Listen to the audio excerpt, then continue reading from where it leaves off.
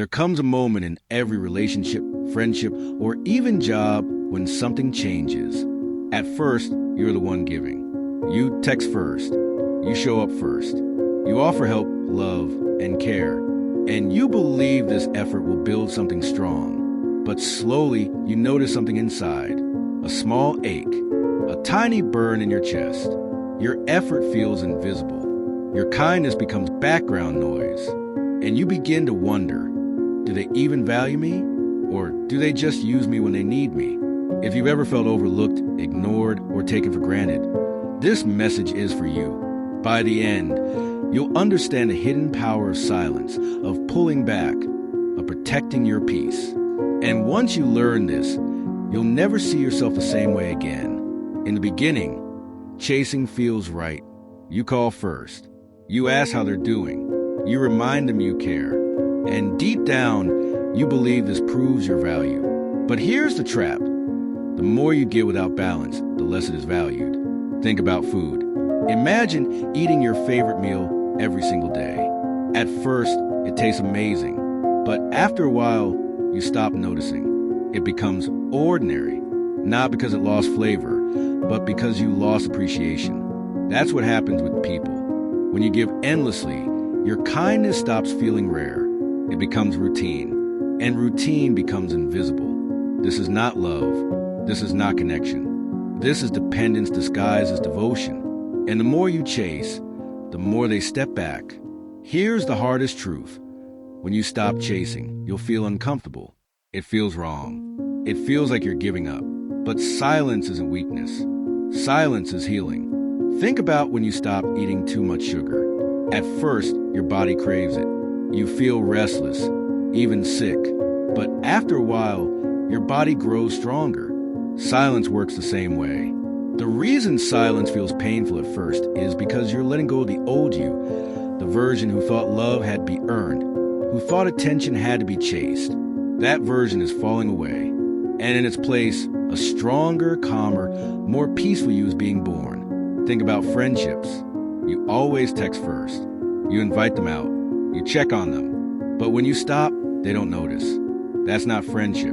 That's you carrying the whole relationship on your back. Think about relationships. You give your heart.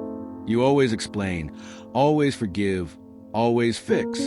But they give little in return. When you step back, they panic. Not because they miss you, but because they miss the comfort you provided. Think about work. You're the one who always stays late, who helps others, who goes beyond. At first, you're praised.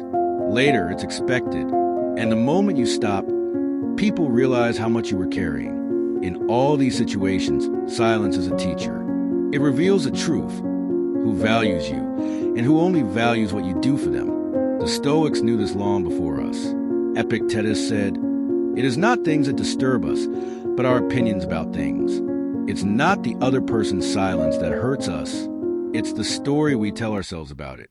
We think, they didn't reply, so maybe I'm not enough. We think, they pulled back, so maybe I'm not worthy. But the truth is, their actions don't define your value. Your value was always there. Silence teaches you this. When you stop explaining, stop chasing, you finally learn, I am enough, even when no one claps. I am worthy, even when no one texts back. That is real freedom. When you step back, when you go silent, something powerful happens. Your silence becomes a mirror. Suddenly, they are forced to face themselves. They see the ignored texts, the cold replies, the times they took you for granted. And that reflection is not comfortable. They may test you. They may send small messages like, "Hey, how are you?" Or, "Remember that time we..." But this isn't real effort. This is just checking to see if your silence is real. Don't be fooled. They don't always miss you. They miss the version of themselves they had when you were around. The version that felt important, cared for, central. But you're not here to be someone's mirror anymore. You're here to shine for yourself. Your attention is not free. It is like money. If you give it everywhere, it loses value. But if you protect it, if you give it only where it is respected, it becomes precious again. Think about your phone battery. If every app is open, your battery dies fast. But when you close what drains you, your phone lasts. Your peace lasts. This is why boundaries matter.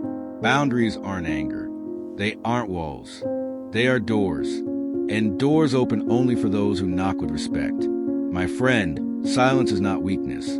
Silence is wisdom. The day you stop chasing, you stop begging, you stop explaining, you discover your real strength. Because you don't need to prove your worth. You don't need to fight to be chosen. You already are enough. When you step back, when you walk away with peace, you're not losing them. You're finding you. And that is the greatest power you can ever hold. So today, stop asking, do they see me? Instead ask, do I see myself? Because when you see yourself clearly, you'll never again beg someone else to do the same. You don't have to chase to be loved. You don't have to explain to be respected. Sometimes the most powerful thing you can do is be silent and let your growth do the talking. Welcome to your new life, where peace is a goal and silence is your power. And maybe right now you're sitting in silence.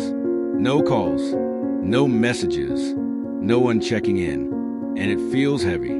But understand this, emptiness is not always loss. Sometimes emptiness is space.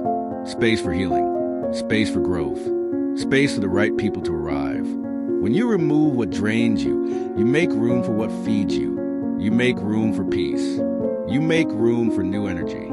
You make room for people who don't just notice your presence, but treasure it. Think about nature. The tree does not beg the sun to shine. It stands still, roots deep, branches wide, and the sun finds it. The river does not chase the ocean. It flows naturally, and the ocean waits with open arms. The flower does not scream to be admired. It blooms, and those who see its beauty are blessed. That's you. You don't need to beg for attention. You don't need to fight to be seen. You only need to grow, and the right people will recognize it. Silence teaches you patience. It teaches you self-respect. It teaches you to let go without bitterness, and to trust that whatever is meant for you will not need to be forced. And here's the beauty. The moment you choose silence, the moment you step back, people notice. Maybe not right away, but eventually, they notice the absence of your care. They notice the gap your kindness once filled. And some will return, but this time, you'll be different. You won't return as the same giver, the same chaser, the same one who over-explains. You'll return stronger, calmer, wiser. And even if they don't return, you'll realize something even greater. You don't need their applause to feel valuable. You don't need their validation to feel whole. Because the truth is, you were never lacking. You were only giving pieces of yourself to people who couldn't hold them. Now, you're learning to hold yourself, to protect yourself, to love yourself in silence. So when the urge comes to chase, pause. When the urge comes to explain, breathe. When the urge comes to beg for attention, remember this. Silence speaks louder. It says, I know my worth. I don't need to prove it. And when you live this way, something magical happens. You stop attracting people who take, and you start attracting people who give. You stop chasing love, and love begins to find you. You stop begging for respect, and respect starts to flow naturally. This is a quiet power. The power that doesn't shout, doesn't fight, doesn't argue. It simply stands tall like a mountain, unshaken by the wind. So today, choose silence. Not as a weapon, not as punishment, but as a shield. A shield to protect your heart, your peace, your soul. And let that silence carry you into a life where you are no longer chasing, but simply being whole, being strong, being enough, because you always were, you always are, and you always will be.